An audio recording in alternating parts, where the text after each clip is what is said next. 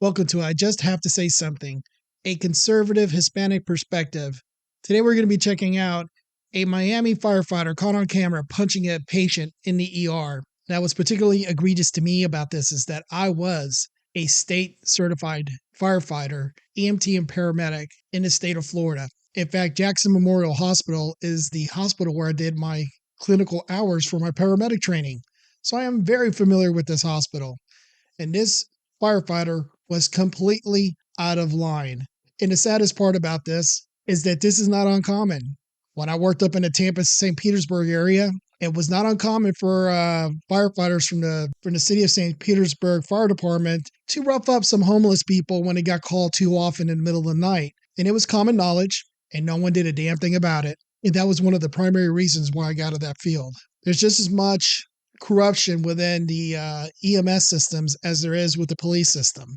If you stick around to the end of this video, I will share an EMS horror story where the wife of a friend of mine from high school almost bled to death from an ectopic pregnancy when the Hialeah Fire Rescue Department almost let her bleed to death because it demanded money to transport her to the hospital. Please like, subscribe, and share this video, and don't forget to hit that notification bell. Let's dive into this. A Florida firefighter in hot water after surveillance video appears to show him punching a patient in an emergency room. The firefighter accused of crossing the line and is now feeling the heat. 7's Danielle Garcia is live outside of Jackson Memorial with the story you saw first on 7. Danielle. Yeah, that firefighter is now under investigation after punching that patient inside Jackson Memorial Hospital multiple times, but that firefighter is actually not the one who is under arrest.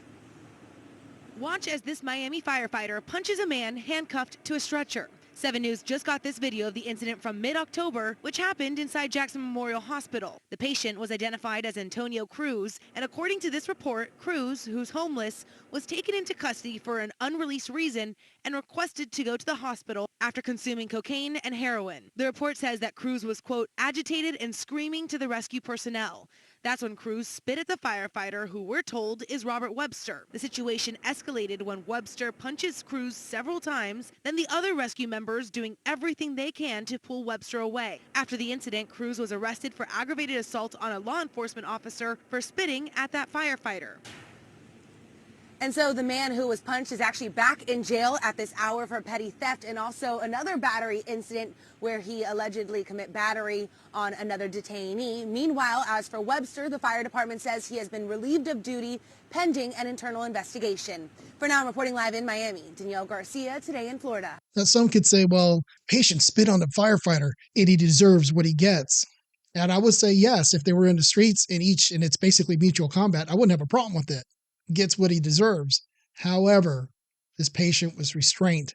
He was in the hospital. The moment, just like a cop, the moment that person is in your care, you can't do that. Put a mask on the guy.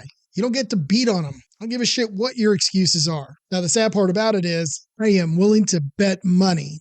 If you ask around long enough and hard enough, this ain't the first time this guy's gotten physical with the patient. I guarantee it. Stuff like this doesn't just happen out of the blue. The sad part about it is the unions will rally, the chiefs and the lieutenants will rally. He's such a swell guy. This is just a misunderstanding. You get a slap on the wrist, and I call bullshit. You get charged with assault and probably even lose his job. That's just my call from somebody who's actually worked the field for 8 years, and there's no excuse for it. Now, getting to the story that I talked about at the beginning of this video, I was a paramedic working as a emergency room technician.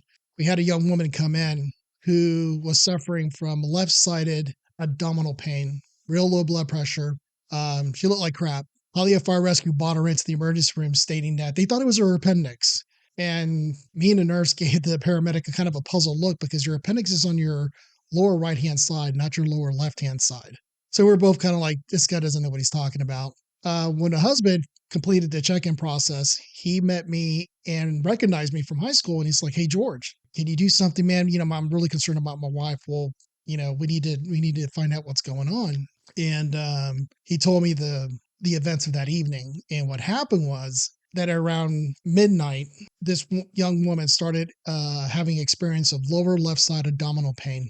Unexplicably, it just hurt a lot. She didn't know what to do. So they called 911. And this is what I was told, that the Hialeah Fire Rescue showed up and looked at her, gave her a basic evaluation, and said, if you want us to take you to the hospital, you're going to need to pay us $250 right here, right now. It's part of our service fees. And obviously, this was over 20 years ago. $250 is a lot of money. People didn't have that money sitting around the house, and they said, we're not going. They declined medical transportation against medical advice. It's the way the medics get out of everything when they don't want to take somebody to the hospital. They talk you out of it, and then they have you sign something against medical advice. And it went back to the rescue station. Well, the husband took her to the clinic, and the clinic did a pregnancy test on her, and lo and behold, she was pregnant. So now we start putting the pieces together that she's probably having an ectopic pregnancy. By the time she got to my emergency room, it was about 2 o'clock in the morning. Same fire rescue crew, looking very beleaguered, like they've been bothered by getting up to do their fucking jobs. Explained to us that she's got lower left-sided abdominal pain. Her blood pressure was low, and they thought it was her appendix.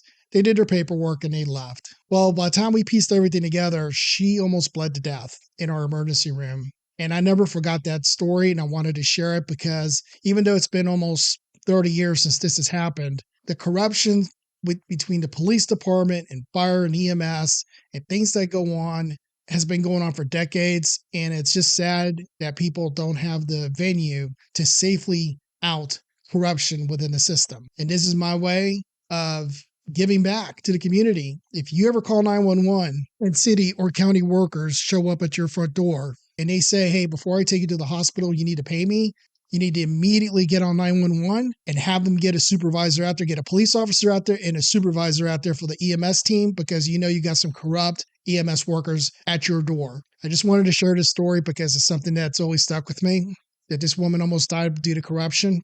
And it means a lot for you to stop by and visit with me. Please like, subscribe, and share this video.